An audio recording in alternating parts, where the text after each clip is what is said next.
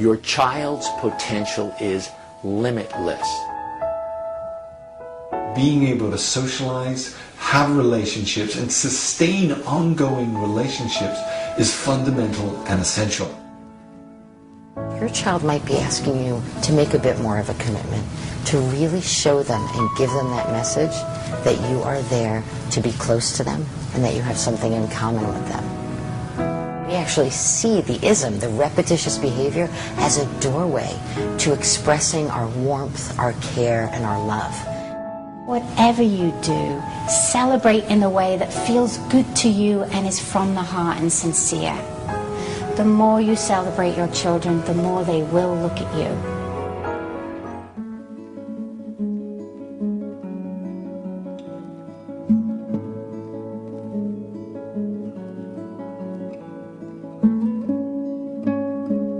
Years ago, our son was diagnosed as severely autistic. We had a little boy who was developing in the way our two daughters were developing, and suddenly at about 12 to 14 months old, he started to sort of slip away. He would look at us, smile at us. Before that, he would hug us, he would put his arms up when you went to reach him. And suddenly you'd go to reach him and he didn't put his arms up anymore. And suddenly you would go to look at him and he would look away. And suddenly, instead of playing with toys and blocks that he used to play with, he would suddenly just start to do these repetitive movements. The repetitive movements would be rocking back and forth. It would be flipping his fingers in front of his eyes. He used to have this thing where he'd love to spin anything that he could get a hold of, so he'd spin plates. He could actually, sincerely, he could take a tissue box and spin it on the corner. He would go to the bathroom and constantly flush the toilet and watch the water go down. And he would go like this back and forth and make very strange sounds. It was really clear to us we had a very unusually developing little boy. When he was diagnosed as having autism and severely autistic, and we watched the dropped faces, we read all the literature, and the level of pessimism, despair, and hopelessness sort of flew in the face of our experience of him. Because when we used to see him do these things, and my folks and other people in our family would be really uncomfortable even visiting us because this boy was so strange to them, Samari and I were really aware he looked like he was from the planet Mars. That was really clear. And yet, there was something serene about him. There was something beautiful about him. There was actually something, in some way, meditative about him. So when we read all the literature, and when we saw what people were doing with children, which was basically a process called at that time behavior modification, which was reward, punishment, aversion conditioning, that has sort of grown into something called applied behavior analysis, or ABA. We thought, wow, if I want to reach my child, that would never be the way to go. That would be the way to push our child away. So we actually originated a completely different program. And the program we originated, actually, instead of forcing and pushing him to be different, we actually decided to build a bridge into his world. And we decided to cross that bridge by actually not judging his behaviors, by doing something which was considered completely outrageous at the time, which was joining his behaviors. So let me tell you what it looked like, and Samaria was the first person who ever did that.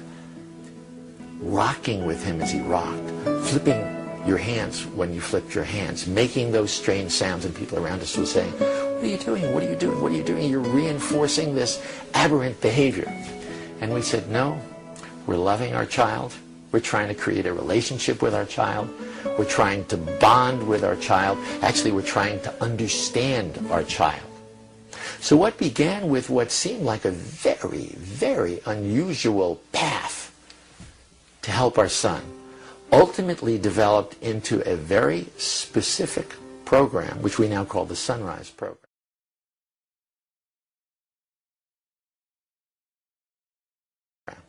People will ask us, Bears and I, how did you come up with the specifics of what you chose to do in your program with your son? And in order to answer that question, actually, we have to go back to before Ron was even born. At that time in our lives, Bears and I were learning a very special process of self-exploration. And it involved discovering and changing the beliefs that we had that actually were the kind of underbelly for us, for our fears, for our self-judgments, for our discomforts, and changing those into ones that would support our feeling good about ourselves and good about everything in our life. So by the time Ron was born and then ultimately diagnosed with autism, we were two very different people. And it was only because of that, and only because of the changes that we made in ourselves personally, that honestly we could even embrace or welcome this child into our lives the way we did, with seeing him, seeing his behavior, seeing the challenge as an opportunity for us.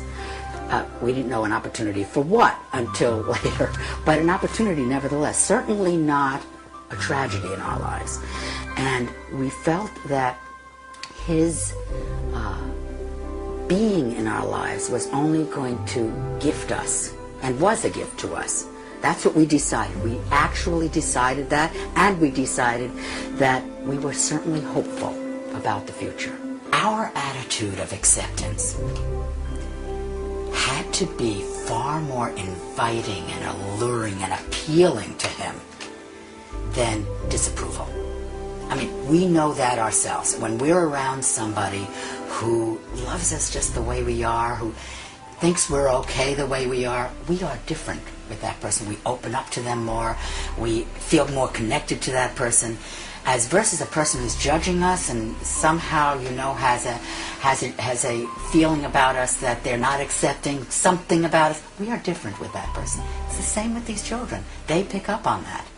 So that became very important. And the last thing being, it was so clear to us that this child could not find his way to our world. As a result, the only way we could in some way communicate or try to connect with him would be to go to his world. Now, you may think that's really bizarre, but think about this. We see a baby in a crib, and the baby doesn't even have to be doing anything, just laying there like a lump in the carriage or in the crib. What do?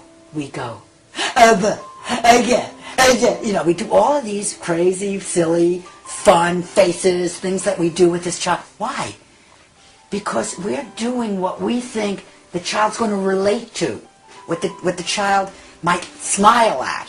We're enjoying ourselves. We're not thinking, wait a minute, it's inappropriate to do that. No, we're finding our way, and actually we know how to connect with that child. We know what to do.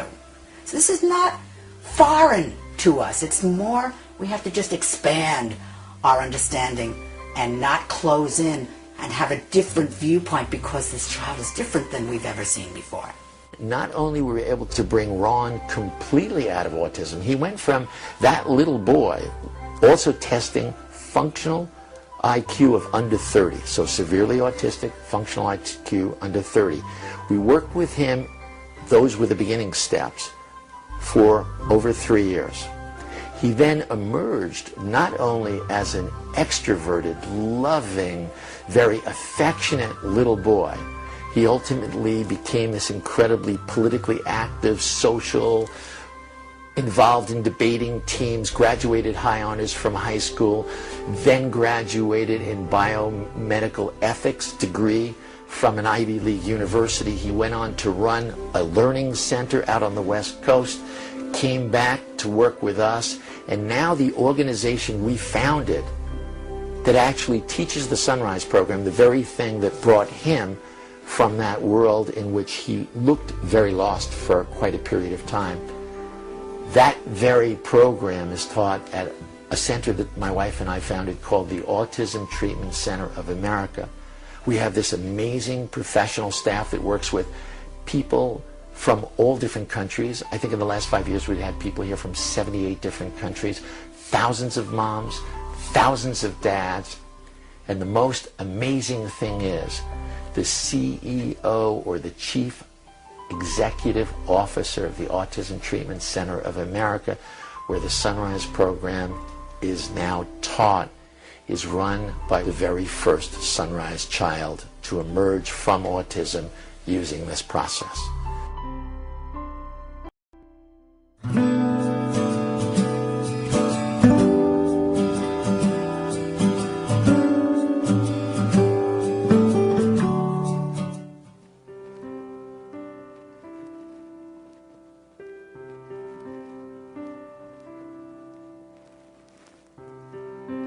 My name is Bryn Hogan. I'm the Executive Director of the Autism Treatment Center of America here in Sheffield, Massachusetts.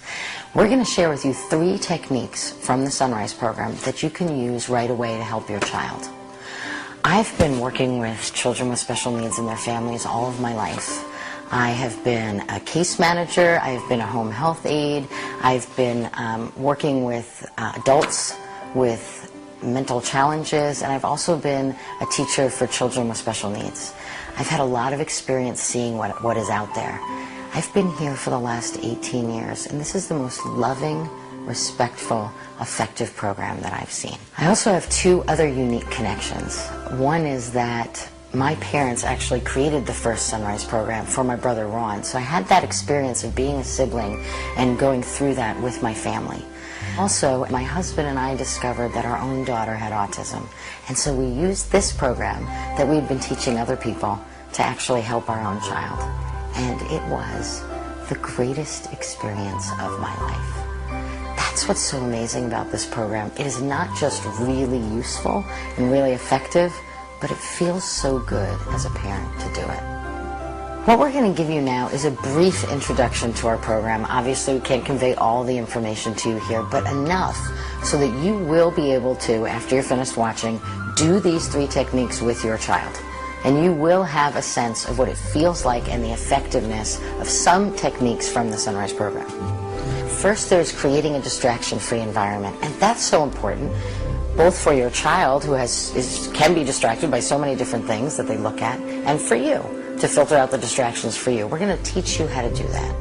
Secondly, using your child's repetitious behaviors or stims to actually build a connection and a bond. And thirdly, how to prioritize and really effectively get your child to maintain and increase their ability to have eye contact with you, as that's such an important part of bonding. So we're going to explain them to you, then we're going to actually show you what they look like so that it'll be very simple for you to put them into practice. We really so much encourage you to do so. Enjoy. My name is William. I'm a senior teacher, senior trainer here at the Autism Treatment Center of America. I've been here for over 18 years, working with families and working with children, not only here at our treatment center, but also too in their homes, not only across the United States, but also too into Europe and the Middle East.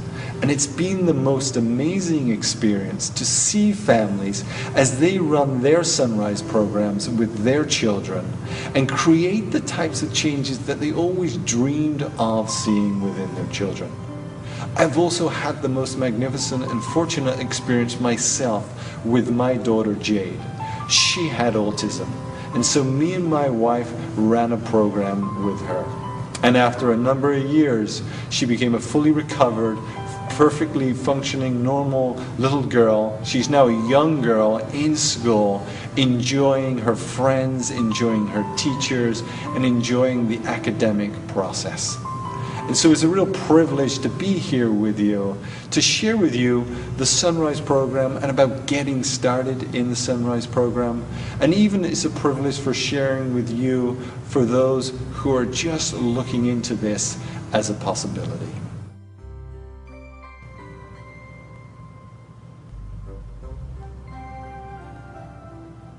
The most fundamental and essential skill that you want your child to develop is an ability to socialize and relate with other people. Whether with you, mum and dad, whether with their siblings, their peers, with teachers, or other people that come into their lives on a day-to-day basis.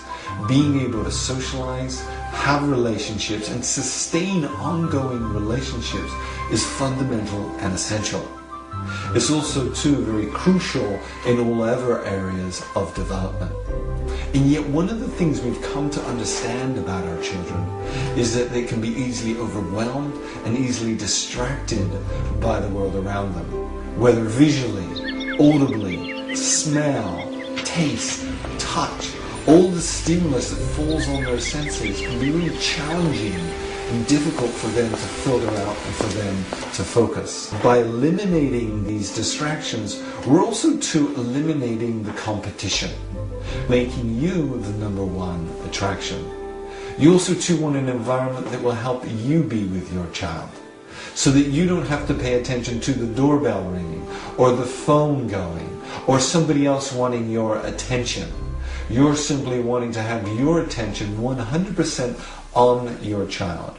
So an environment that helps your child and an environment that helps you focus is an environment that will help your child learn and grow and develop. So let's go now and look around your house and find such a space that will help you do this. This is a great room for your distraction-free learning environment. It's like any other room in any house across America, across the world, where you live and your kids are there, you're there.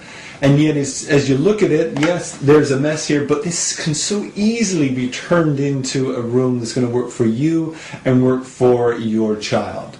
Now, a couple of things we can do here is to reduce the distractions even further.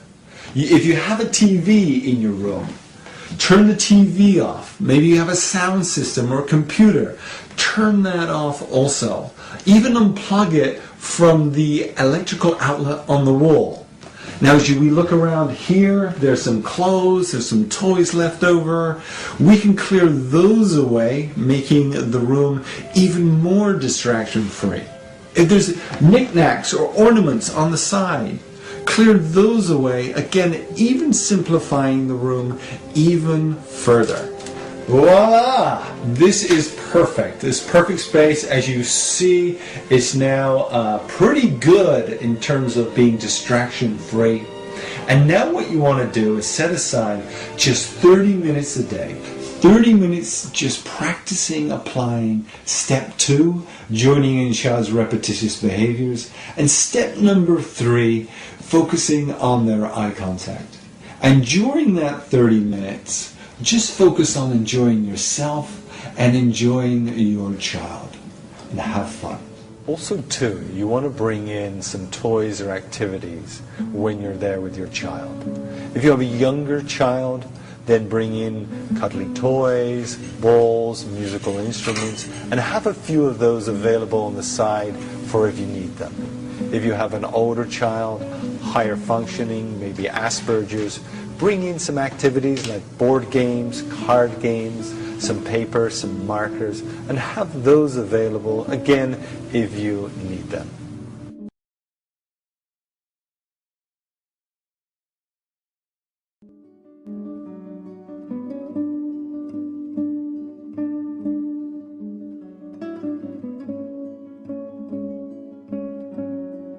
You might have heard the term stims. We call them isms.